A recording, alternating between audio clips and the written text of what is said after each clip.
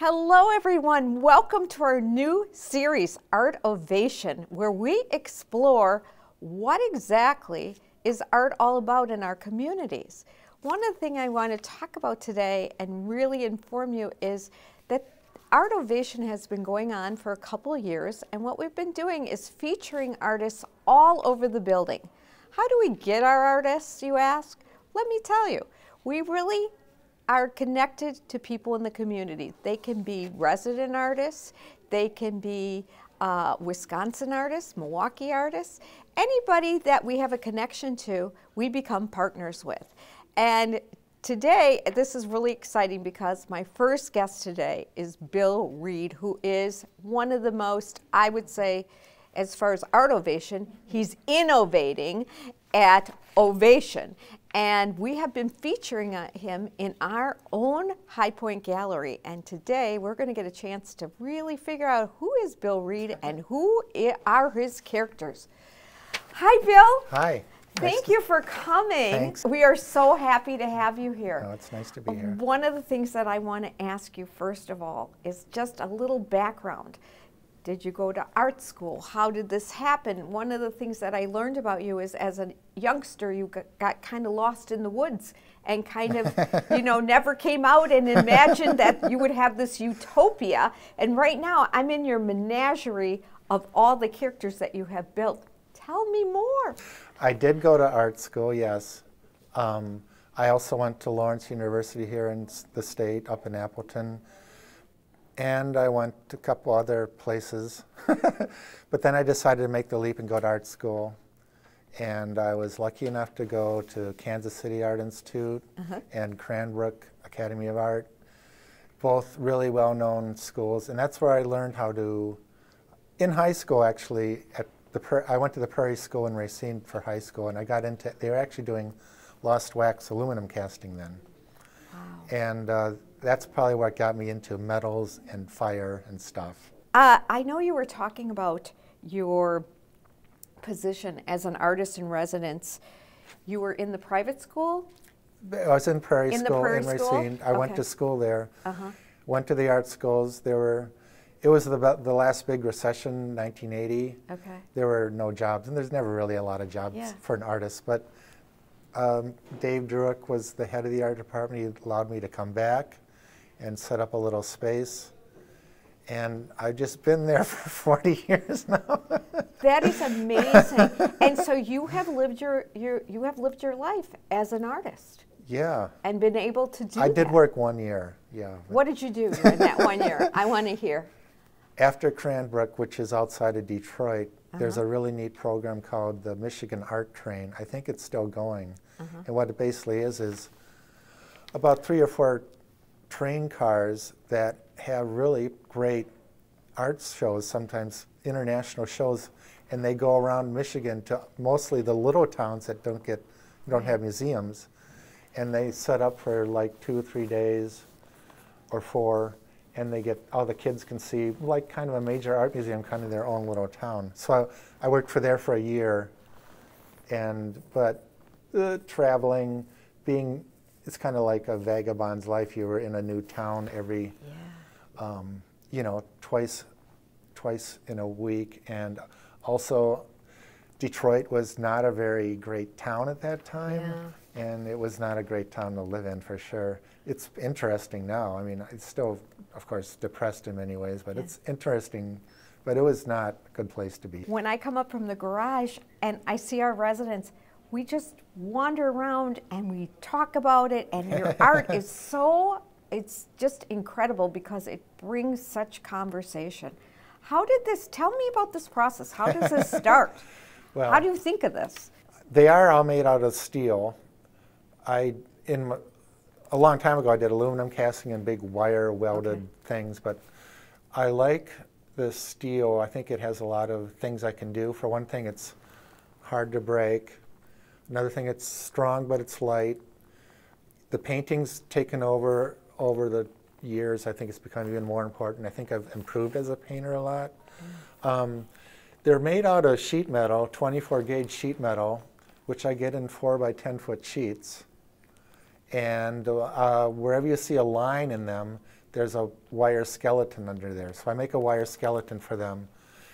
And this process itself is really simple. It's basically steel and really a lot of heat, serious heat, which I use an oxygen acetylene torch. So you got the oxygen and the acetylene. The oxygen boosts the temperature up.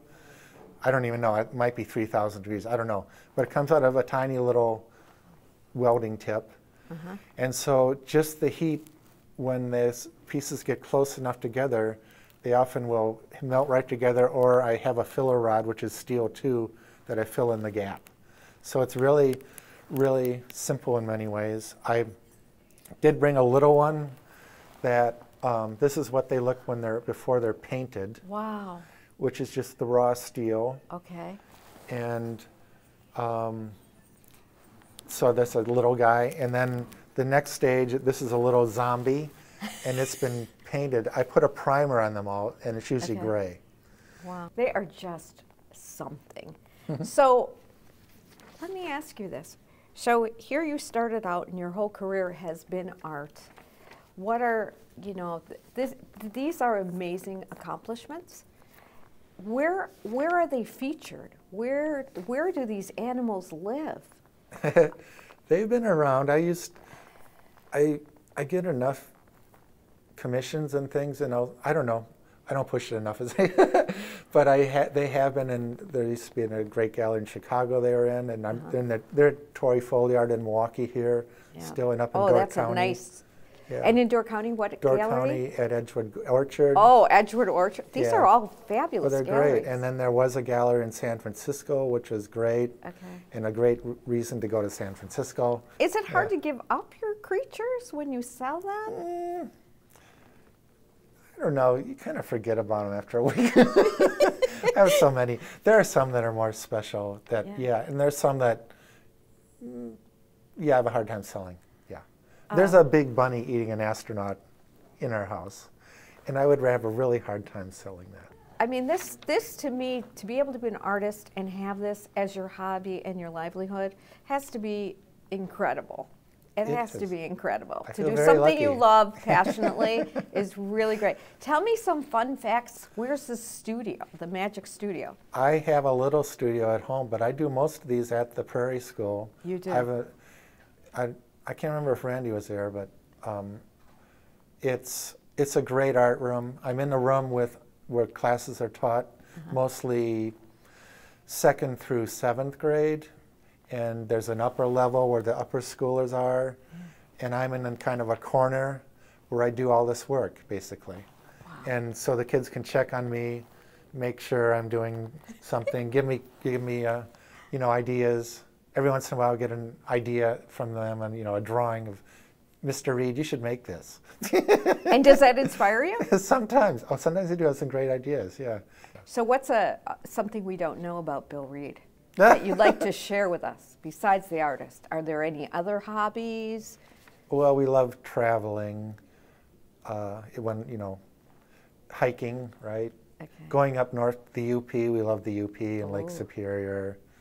I bike all the time. I mean, I bike to work. I bike all winter. I like biking, but not, it's just commuting. I love being outside. Yeah. I think I like being outside and listening to birds. I like birds. That's great. And you love nature. Yeah. Which is really got that from my parents, for sure. Who saw this inside of you? Well, my mom was a very talented artist. She was in shows, but she didn't really push it or do anything, but she was just a very natural watercolor painter.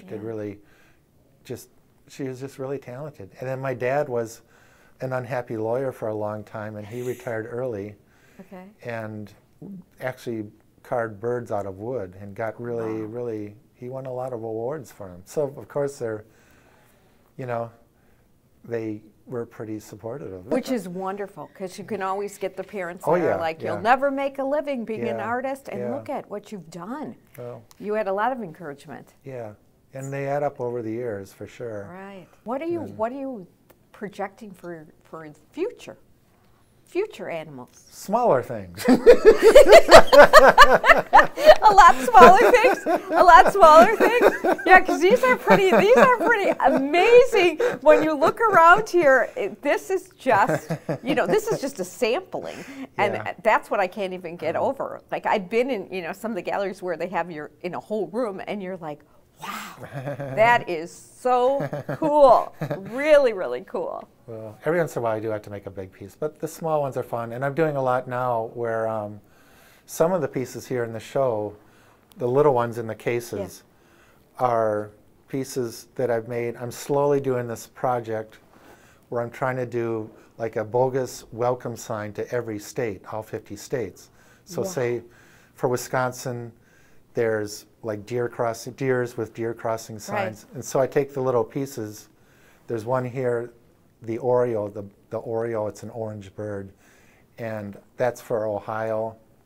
So I get the Oriole and I make oboes, like the instrument, and I paint them orange and black, and I put it in a setting, like with trees in the background and a bogus Ohio, welcome to Ohio sign, and I take the image. So a lot of these pieces, quite a few here, are part of that project, the Oriole, the owl.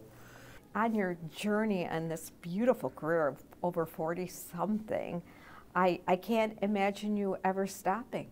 Well, I think that's normal for an artist who's really, you found something, I think. And I mean, I went backwards. I didn't think I was going to get a job and to have a crummy job and then retire.